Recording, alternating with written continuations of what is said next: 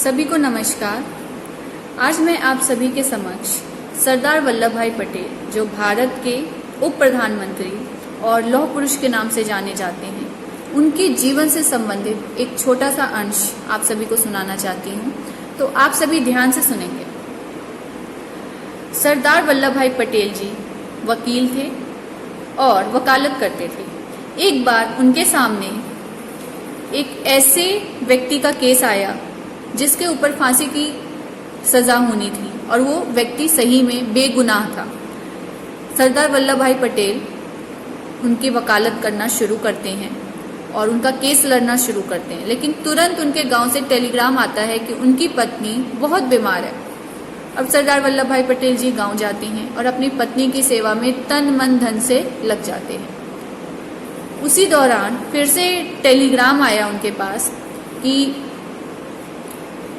जो सुनवाई की जो तारीख है वो आ चुका है और आपको इस दिन आना है, और अगर आप नहीं समय पर पहुंचेंगे तो उस बेगुनाह को फांसी की सजा दे दी जाएगी। ये अब आपके ऊपर है। सरदार वल्लभ भाई पटेल जी धर्म संकट में पड़ जाते हैं, क्या करूं क्या ना करूं।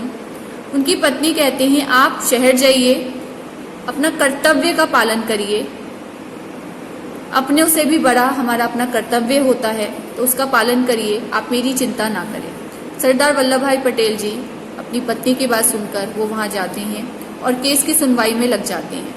और जब वो केस लड़ रहे होते हैं उसी बीच में उनको एक पत्र आता है, टेलीग्राम आता है, और वो टेलीग्राम पत्र पढ़कर उसे जेब में रख लेते हैं। सभी लोग उनकी तरफ देख रहे होते हैं कि आखिर इस पत्र में लिखा क्या है, क्योंकि उस टाइम पे जो पत्र आते थे कुछ विशेष अगर सूचना होती थी तो उसी चीज़ के लिए आता था।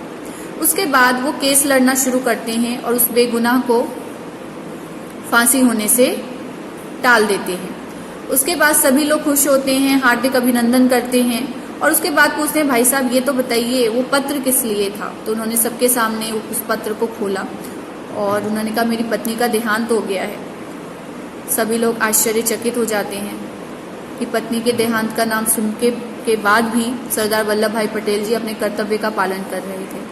तो आप सभी समझ सकते हैं कि हमारा कर्तव्य हमारे लिए सबसे प्रथम है, सर्वोपरि है। कर्तव्य पालन हमें ज़रूर करना है। तो आशा है आप सभी को ये पसंद आया होगा। धन्यवाद।